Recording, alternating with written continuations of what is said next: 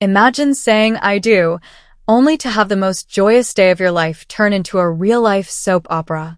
What would you do if your partner's ex decided to crash your wedding, uninvited and ready for a confrontation? Get ready, because our big day took a shocking turn we never saw coming, and trust me, you won't believe how we handled it. So here's the story that still has our friends and family talking 6 months later. The day my wedding turned into the most dramatic episode of reality TV I never wanted to star in. My husband Jake, 32M, and I, 29F, had been planning our dream wedding for over a year, and everything was absolutely perfect that morning. The sun was shining through the stained glass windows of our gorgeous countryside venue. My bridesmaids were helping me into my grandmother's vintage lace dress, and I could hear Jake nervously practicing his vows in the groom's suite down the hall. We'd chosen this intimate barn venue because it felt magical, surrounded by rolling hills and wildflower meadows, with string lights twinkling overhead and mason jars filled with peonies on every table.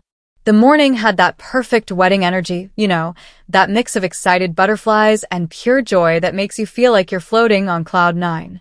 My maid of honor, Sarah, was fixing my veil when she glanced out the window and frowned, mentioning something about a red sedan parked way down the gravel drive that didn't look familiar, but we brushed it off since wedding vendors were still arriving. What we didn't know was that Jake's ex-girlfriend Miranda had been stalking our social media for months, piecing together wedding details from our posts and stories, and had driven 4 hours from her city to crash what she called the biggest mistake of Jake's life. The ceremony was set to begin at 4 p.m., and by 3:45, all our guests were seated in the white wooden chairs arranged in perfect rows, with petals scattered down the aisle and my dad nervously adjusting his tie as he waited to walk me down. Jake looked absolutely stunning in his navy suit, standing at the altar with tears already forming in his eyes as the string quartet began playing our processional music, and I felt my heart nearly burst with happiness as I took my first steps toward the man of my dreams. Everything was picture perfect until we reached the part where Pastor Williams asked if anyone had a reason why we shouldn't be wed, usually a formality that gets a few nervous chuckles, when suddenly the barn doors burst open with such force that they slammed against the walls, and in walked Miranda wearing a white dress. Yes, a white dress to my wedding, her hair wild and her makeup smeared like she'd been crying for hours. The entire congregation gasped and turned around in their seats. My grandmother nearly dropped her purse, and Jake's face went from joy to absolute horror in a split second as he whispered, "Oh my God, what is she doing here?" under his breath. Miranda marched down the aisle like she was the bride, her heels clicking dramatically on the wooden floor, and when she reached the front, she declared in a voice loud enough for everyone to hear, "Jake, you can't marry her. You know we belong together, and I won't let you make this mistake."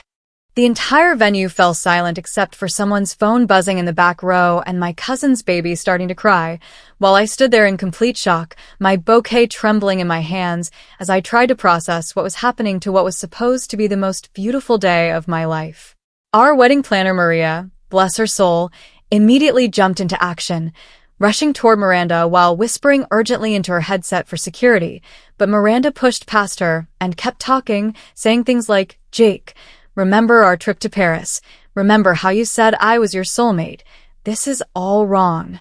Jake's best man David started moving toward her too, but Jake held up his hand and stepped forward himself, his voice shaking with a mixture of anger and disbelief as he said, "Miranda, what the hell are you doing here? We broke up 3 years ago. You blocked me on everything, and you have absolutely no right to be here disrupting my wedding day." The confrontation escalated quickly when Miranda started crying hysterically and claiming that Jake had been calling her and texting her, which was completely false. I'd seen his phone, and we had no secrets, and she pulled out her phone showing what looked like fake screenshots of conversations, waving them around like evidence while shouting, "You can't marry her when you love me." My dad, who's usually the most mild-mannered man on earth, stepped protectively in front of me and told Miranda in his stern teacher voice that she needed to leave immediately or he'd call the police, while my mother and bridesmaids surrounded me, creating a protective barrier as I stood there still processing the surreal situation. Jake's parents looked mortified, especially his mother, who kept apologizing profusely and explaining to nearby guests that they had no idea Miranda would do something like this, while Jake himself was getting more and more angry, his face red with fury as he told Miranda, "You're being completely inappropriate and honestly unhinged. I chose Sarah. We're getting married today, and nothing you say or do will change that. So you need to leave right now." The verbal exchange got heated when Miranda started attacking me personally, calling me names and saying I'd stolen Jake from her and that I was just a rebound who got lucky, which finally pushed Jake over the edge. He stepped closer to her and said in a voice I'd never heard before, low and dangerous, "Don't you dare talk about my wife that way. You left me, remember? You said I wasn't ambitious enough. You said I was boring. You literally moved across the state to get away from me. So don't pretend this is some great love story when you threw us away years ago." What happened next was like watching a perfectly choreographed intervention. Jake's father and brother flanked Miranda from both sides while Maria, the wedding planner, appeared with 2 security guards from the venue. Apparently, they keep them on standby for situations like this. Who knew? And my Uncle Tom, who's a retired police officer, positioned himself near the exit just in case things got physical. Sarah quickly ushered me toward the bridal suite, but I refused to leave Jake alone to deal with this chaos. So I stood my ground and told Miranda directly, "I understand you're hurting, but this is inappropriate and you need to respect our choice and leave our wedding immediately."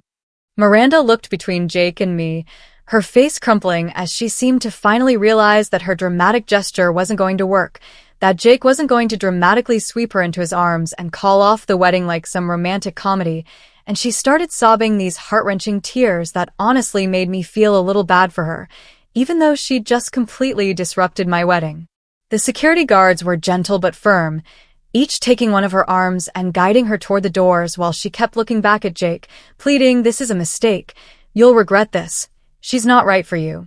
Until finally they got her outside, and we could hear her car doors slamming and the engine starting up. The aftermath was immediate and awkward. 43 guests sitting in stunned silence, half of them looking at us with pity and the other half whispering among themselves about what they'd just witnessed, while I stood there in my beautiful dress feeling like my perfect day had been completely ruined. My younger sister Emma was the first to speak up, standing from her seat and starting to clap, saying loudly, "Well, that was definitely more exciting than most weddings I've been to. Should we continue with the show?" Which got a few nervous laughs from the crowd and broke some of the tension. Pastor Williams, who had been frozen in place during the entire confrontation, cleared his throat and asked if we wanted to take a few minutes to regroup, but Jake immediately grabbed my hands and said, "Absolutely not. I'm not letting her ruin our day, and I want to marry you right now more than ever." The recommitment to our ceremony was actually more powerful and emotional than it would have been originally. When Pastor Williams asked again if anyone objected to our union, Jake's cousin Michael shouted, "Hell no, and if anyone else wants to try, they'll have to go through me first," which got genuine laughter and applause from everyone. When we finally got to our vows, Jake's voice was strong and clear as he said, "Sarah, what just happened only proved to me how much I want to be your husband. You handled that with such grace and strength, and I promise to protect our love from any drama or negativity that tries to interfere with our happiness." And I was crying happy tears as I promised him, "Jake, I choose you today and every day, and no amount of outside interference will ever change how much I love you and want to build a life together." The kiss that sealed our marriage was met with thunderous applause and whooping from our guests, who seemed genuinely invested in our happiness after witnessing us handle such a bizarre situation with dignity and unity. The reception that followed was honestly one of the best parties I've ever been to, maybe because everyone felt like they'd been through an adventure together, or maybe because we all needed to blow off steam after the drama, but the dance floor was packed, the bar was busy, and people kept coming up to us saying things like, "If you two can handle that together, you can handle anything," and "Your ex made your love story even more epic." My favorite moment was when my grandmother, who's usually very proper and reserved, pulled me aside and said with a mischievous grin, "Honey, I've been to a lot of weddings in my 87 years, but none of them had entertainment that good. That girl picked the wrong day to mess with our family." Jake and I made a decision early in the reception to not let Miranda's stunt define our wedding day, so we barely mentioned it during our speeches, instead focusing on gratitude for our amazing friends and family who supported us through thick and thin, and apparently through wedding crashes. The DJ even made light of it during the bouquet toss, announcing, "Ladies, this bouquet has been pre-blessed to ward off exes and drama," which had everyone cracking up and helped turn the whole incident into something we could laugh about rather than be traumatized by. What surprised me most was how the incident actually brought Jake and me closer together, seeing how he immediately stepped up to protect me and our relationship, how he didn't hesitate for even a second about what he wanted, and how we instinctively worked as a team to handle the crisis made me fall in love with him all over again. The legal aftermath was straightforward but necessary. We consulted with a lawyer who helped us file for a restraining order against Miranda, especially after we discovered she'd been creating fake social media accounts to monitor our activities and had apparently been planning this disruption for months based on screenshots she'd saved of our wedding planning posts. Jake's parents were mortified and kept apologizing, but we assured them it wasn't their fault. They'd lost touch with Miranda years ago and had no way of knowing she was struggling with mental health issues and obsessing over their son's new relationship.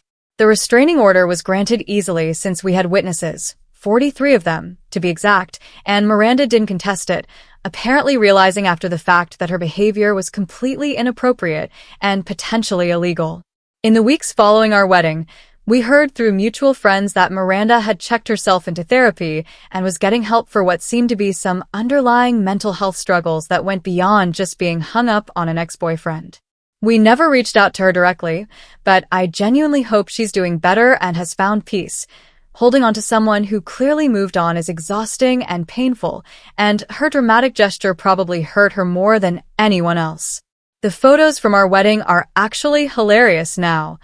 Our photographer somehow managed to capture the exact moment Miranda burst through the doors, and there's this incredible shot of Jake's face transitioning from pure joy to utter disbelief, plus dozens of pictures of our guests' reactions ranging from shock to horror to barely contained laughter.